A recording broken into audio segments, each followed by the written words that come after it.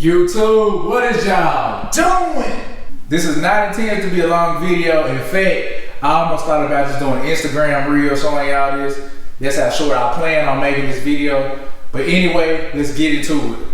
For a while, a lot of y'all have been asking me, what did I do? How did I have this tablet integrated into my 2000 GS 400? I guess y'all like the way it looks. Y'all think it's modern or whatever. Excuse the dash lights. The car is not turned completely on. But today we're going to be addressing that in this video. I'm going to show y'all what I got going on here and how this is working for me. This may not work for you. It's just my example. I want to focus more on how I have it integrated as opposed to how I have it mounted. Because how I have it mounted in here is pretty janky. I don't think a lot of y'all going to want to do this. But to each his own, you do it work for you. There's tons of tablet mounts for cars. If you want to go this route, you just have to figure out what works for you. But before we get into any of that, a little bit of housekeeping. First off, shout out to all the new subscribers. I appreciate y'all. Please come in, have a seat, enjoy the content. This is a safe place. A lot of y'all might notice that the garage looks a little different. I think this is the first video I'm actually releasing in the garage. Me and my wife went ahead and painted it because the other color was just too dull and boring. At some point, plan on getting these floors done. But that's not the point of today's video. We want to be addressing what's going on in my car and how you can actually integrate this into your car. So first things first, if you look in the description, I'll put a link to pretty much everything that I've used, except for maybe one or two items. You can go find those yourself. It shouldn't be anything difficult for you to do, depending on how you want to approach this on your own GS, whatever you want to do. So let's dive into it. All right, so hopping back in the GS, let's see if I can open this sunroof up, get a little bit more light in here. That's not it. Come on. I love these cars. Like, all this stuff still works on this car, and it's like 23 years old. So what is going on here? First off, this is my Samsung Galaxy S6 tab. This is not the light, it's the regular S6 tablet. If you're looking for a tablet, you can pick one of these up for probably less than $300 on Facebook Marketplace, maybe even Amazon. I don't know. I got mine on Facebook Marketplace. How I got it, I guess, is not really important. I got it for a trip, and then I figured out that it looked really good in this car, so I ended up devising a scheme to mount this thing in here.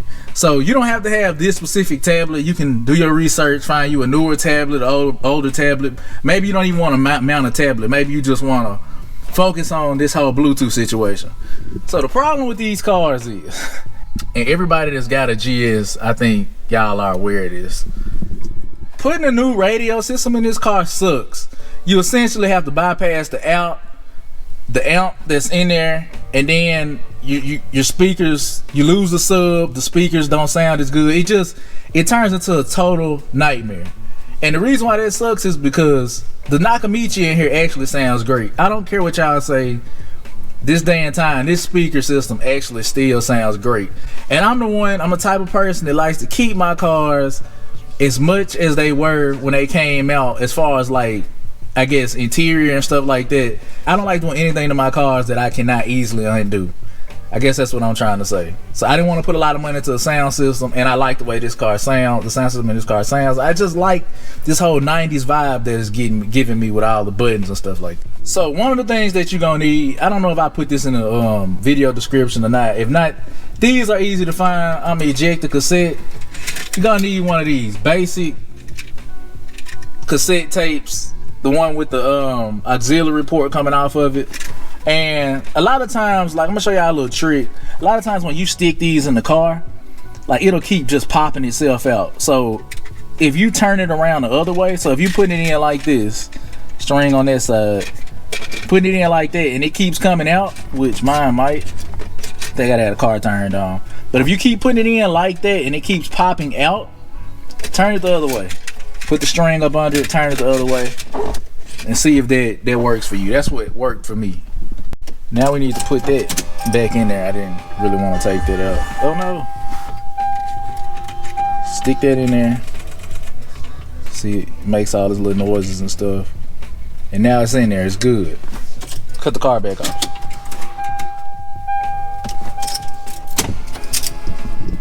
So now that that's in there, you got this wire coming out of here. This is probably one of my most annoying. This is probably my most annoying thing about this is this wire that's coming out here. Because as you can see, I've tried to tuck this wire to no avail. So usually what I do is I got the wire just ran in the up under the radio. So all of this stuff right here, which I'm not gonna do in this video because I've already done it, you can just pretty much pry this stuff up. Just pull it up, no screws, it all just comes up. And I'm running this little auxiliary cord through the center console under it. And that thing is coming out. God, I'm knocking everything over. That thing is coming out right here. So this is what's connected to the radio. It's coming out right here from up under my center console. Okay, bear with me. One of the things that I said that y'all should pick up in the description is one of these. This is a wireless music receiver. Okay, I picked this one specifically because this allows you to connect 2 Bluetooth devices. The problem with connecting your tablet to the car is a lot of tablets don't take phone calls, and you might want to take phone calls in the car. So this allows you to connect both the tablet and your phone to the receiver. So that means you can answer calls and play music from your tablet, use maps, whatever it is you're trying to do, you can do it with this, because this allows you to use 2 Bluetooth devices. Now you might find other ones on Amazon. Like I said, do your research, use what you want to use. Might be a cheaper solution than this. I'm just showing y'all what works for me. When you open that box up, you're gonna get something like this. It looks like a bunch of wires. This thing right here, it plugs into this. Basically, like a lot of times when you use this cassette type setup, you'll get this whining noise, and this pretty much cancels out all of that weird noise that you might get. And this comes with the Bluetooth receiver. So the Bluetooth receiver, here it is. You can pretty much mount this anywhere in the car that you want to mount it. I've opted to mount mine right here because usually when I'm sitting in the car, I'm chilling, I'm riding, it's easy for me to just change the song like that. Other hand on the steering wheel. I don't know, some people might want to put it up here. I don't know, it's kind of discreet down here if you ask me, because it's around all this other stuff. So I keep that mounted right there. Coming in here, I know it's a lot of wires going on. You can ignore most of them. So again, this is the wire coming out of here from the radio.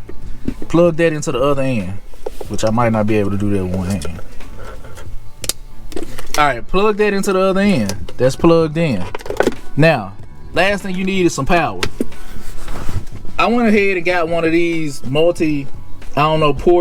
12 volt adapters. So basically, Lexus looked out for us and gave us an adapter that we can plug in right here. I pulled mine out, it's not all the way in. Ignore that, you won't have to do that. So you get this thing, it's got USB ports on it, other cigarette lighter ports. You basically take this and you can plug it in right there. Boom, now you got power. So what have we done so far? Now you got everything hooked up. If you've done those steps, you got everything hooked up. So now when I turn on the car, which I'm about to do, you can see this thing lights up and it's gonna automatically connect to your Bluetooth devices. So you can see I've already connected my phone, which is Bluetooth 2, I think. I don't know how well I can see this. Now connected my tablet. So both of those things are connected. Okay, so now if I want to come in here, I don't know, like I'm connected to Wi-Fi right now, so I can just come in here and like go to YouTube, find a video. Look, they go to RCF. You can turn it up. Guys, so we made it down here to Barney's. We are getting the pedal commander installed right now. Get rid of it. And right after, man, we're gonna go check it out and see what it did. Get rid of it. Okay. Then I got Spotify on here. The thing I like about Spotify, you can download the music directly to the tablet, so you don't always have to be connected to Wi-Fi to listen to music. And you got Waze on here. You can look at the maps. Now, if you're traveling and you want to use maps, you might not have a data plan for the tablet. I opted out of doing that, just another expense. Whenever I'm riding in the car and I need to use maps, so I want to be connected to the internet, I usually just turn my hotspot on from my phone and connect it that way. The goal of this video is not to show y'all how to use a tablet. I think a lot of people already know how to use this type of stuff. just get it and integrate it. So now as you can see, when everything's like closed up and put away, not really a lot has changed. The only thing I said, like I said, I don't like is you can see this wire coming out of here. It's a little bit more discreet, I guess, if you're not really paying attention. But that's my only gripe. Maybe it's a way you can run it some kind of other way or something like that. I don't know. If you figure out a better way, I'm always looking to improve what I'm doing. So a lot of y'all at this point, y'all good. Y'all can go ahead, leave a chat, because that's how y'all want it. Some of y'all want to know how I mounted this tablet in here. That's the part that I really don't want to show y'all because I feel like it's janky. So something about this specific tablet, this actually fits right inside of this little opening pretty well. If I take it out, this thing actually fits in here pretty well, and that's one of the reasons why I actually went with this approach, because I was like, dang, if I kill these vents. So that's another drawback. If you mount it in here like I have mine mounted, you get more of a flush looking, I guess, result, but you're gonna lose your vents here. So one of the things that I've done is, I know if you pay attention in the vents, you got your hazard switch. So I basically just, I think it's 2 screws in it. I unscrewed it, popped it out, put the hazard switch in there, so that way if I ever get stranded, which is unlikely in this car, but I don't want to jinx myself, I got the hazard switch button right there. I can just pull my tablet out, reach in there and push it. So how exactly is this thing mounted in here? The answer to that question is gonna be double-sided tape. So one of the things that I asked y'all to pick up if you're interested in mounting it this way was that whole tablet mount. There's a tablet mount in the description, and it's got this sticky side to it. Now the sticky side is pretty much mounted up to the top, and there's like a string part, I don't know if you can see it, right here that goes to the back of the tablet. That's basically just going back there and looping around up to this, and that's what's holding the tablet right there. This has worked for me since the dawn of time. It's never fallen. I just needed some more security. Like I said, my tablet itself was sitting here flush enough where it doesn't move, and I actually drove around like that for a minute, but I needed some more security. I was like, I don't want this tablet to fall while I'm driving. So I did it that way, mounted that thing up there to the roof of the dashboard because I didn't want to drill holes or anything, and I also threw some double-sided tape on it even though it's already sticky. And that's pretty much how this thing is mounted in there. So if I put this right here, as you can see, it mounts in there really easily. Boom, we in there. Now you do have a little gap right here. You could probably fill that in if you really wanted to. I'm not too concerned about that. This is pretty much the end result of what I wanted. A lot of people get in this car and they're like, wow, how do you have this tablet in here? And I'm like, that's how it's really janky, but it works for me. You have to do what works for you. You might not want to take your vents out. You might not want to lose these controls. That's cool. There's a tablet mount that you can use that'll probably, like, I think it fits in between here, and you can still keep your vents. They're gonna be blocked anyway by the tablet. You can mount the tablet up to the window, the windshield, whatever works for you. I'm not here to tell y'all, you know, a specific way to do it. I'm giving y'all the blueprint, and you know what I'm saying, you do what you want to do with it. You take this blueprint and you say, all right, I don't like how you did it this way, and you come up with a better way. And I'm interested in like seeing what your solution is.